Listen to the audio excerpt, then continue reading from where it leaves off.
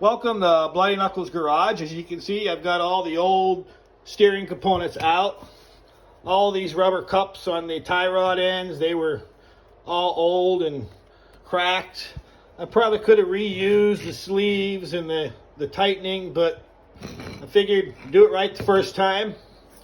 The idler arm, it actually looks pretty good, and the rubber on it was, on the one side's pretty good, but I was completely missing the other side.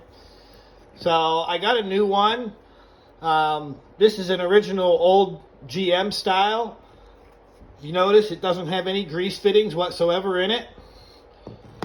The new replacement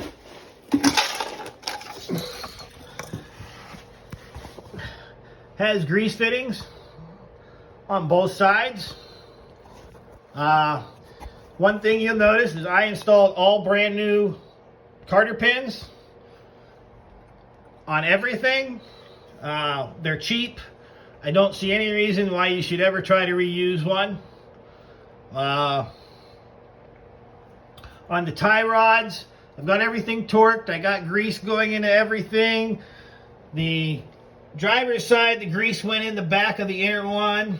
It was hard, but it actually went in and it started to come out the sides. On the passenger side, I could not get any grease to start flowing in it.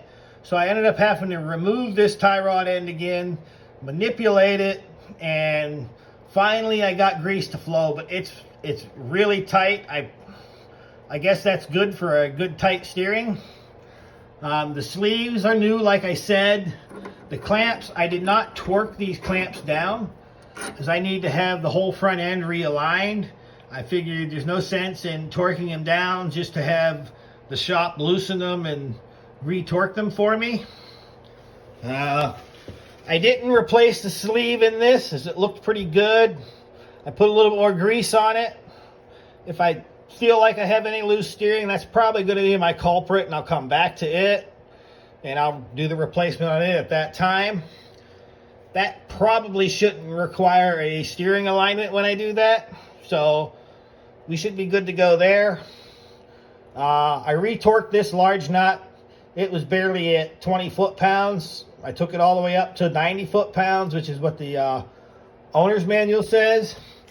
I do have a small leak coming from my steering box. I figure before I start driving it, I'll refill it. And somewhere along the line, I will eventually get around to doing a rebuild kit. I have one that's not in the car that I'll use for rebuild at that time. So with all this in, it looks like the next step is I'm going to start installing the sway bar back on the front. And of course, I've got to do a little bit of electrical, hook the gas tank ground back up, and some other stuff down in there needs tightened in, and I got to get the floor pan in, but all that's coming as it goes. One thing about torquing these is on these outer tie rods, I was able to easily get the driver's side, and then I was having trouble getting the torque wrench on the passenger side because of this. My torque wrench was too long, and I couldn't understand it, so I started taking some measurements of the spring up here, and I realized the spring gap over here was a lot smaller than it was on the driver's side.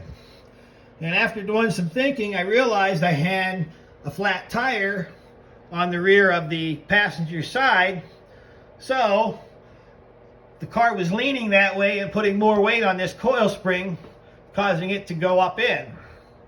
Now I like to do my tie rod tightening, torquing, and all that while the weight of the vehicle is on it, so I had to figure out a way to improvise. And as you can see back there, I have a jack under that rear jacking location on the passenger side. I basically used that jack and jacked it up until both sides of the car's rear quarter fenders were equal distant from the ground. Now I'm going to keep it there until I get the sway bar in, because the sway bar will go in a lot easier if the front end is equalized. So just on a little side note also, I managed to find a horn button for a turbo. Unfortunately, the tabs on back are broken off, so I'll probably drill these rivets out. Have to find a good replacement rivet and take the bracket off of the regular Corvair steering horn button that's all charred up and re-rivet it onto this one. Another option might be small screws, so that's something I'm going to look into. Probably see a little bit about that in a later episode, but just figured I'd let you guys in on that little side project in the meantime. So that's all I've got for now. Thank you for watching. If you like it, hit the thumbs up, share it. If you like the videos, subscribe. Talk to you later.